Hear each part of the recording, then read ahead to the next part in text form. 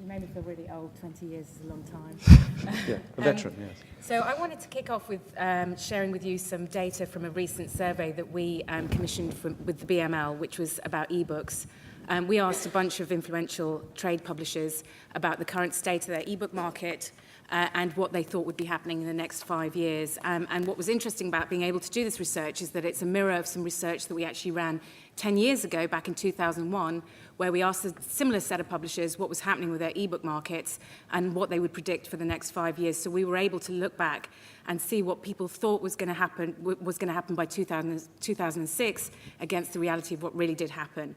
And the results were really, really striking. So in 2001, 81% of publishers were already preparing for the coming ebook market. Indeed, they thought it would come really, really quickly. They were really optimistic about the market. And they believed that over 10% of their book revenues would come from ebooks by 2006. But actually, our research is showing that now, in 2011, there's still only 10% of publishers who've actually reached this milestone. So there was a hell of a lot of optimism, and it didn't really come to realization. And the birth of ebooks has been really, really protracted, as everyone in this room knows very, very well. But it seems, with the predictions of the publishers we asked, they're still really optimistic. They believe that by 2012, there's going to be a tipping point, and 10% and 40% of trade publishers are predicting that over 10% of their revenues will come from ebooks by next year. And the point I really want to make here is that we can get ready for the next technological revolution or evolution, but we need to keep our eye on external factors as well.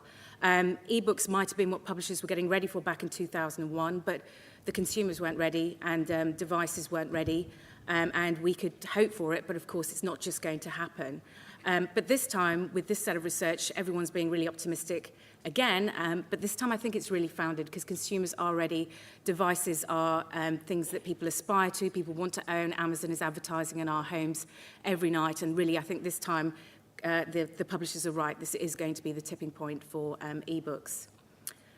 So where will the next paradigm shift come from, and how do you ensure that your company is ready for the next change? How do you ensure that you are going to be able to innovate and you're aware of what's going to happen next? Well, good ideas definitely come from the left field. You need to ensure that you can recognize good ideas from absolutely anywhere. You need an open approach to innovation.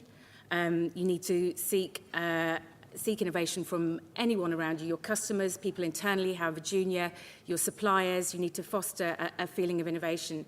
If you take, for example, the digital music industry, which we've heard a hell of a lot about in today, at the turn of the century, it was actually Sony who were poised to be the big digital music company. They had the devices, they had their own music label, and they even had a movie company. But actually it took a relative outsider, it took Apple to come and create the iTunes and iPod moment for the music industry.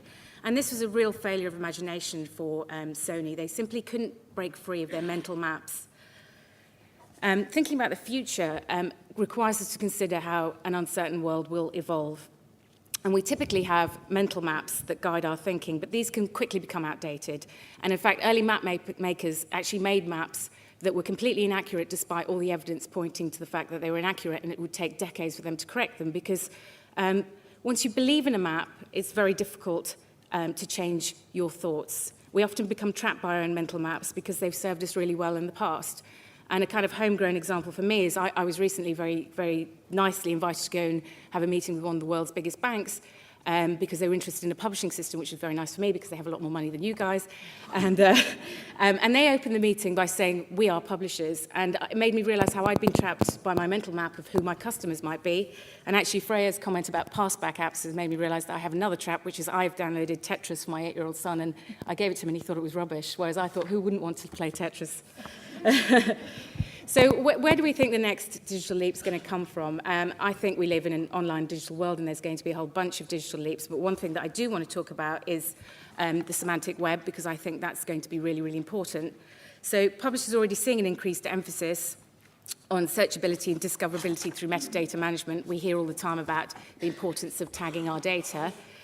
But as we put more and more information online, there is going to be a superabundance of information out there. Some good and some bad, but how are people going to find what they need? The semantic web is a real aid for quality information providers. So I'm just going to read out, for those of you who don't know what the semantic web is, a definition. The semantic web is an extension of the World Wide Web that provides an easier way to find, share, and combine information from disparate sources.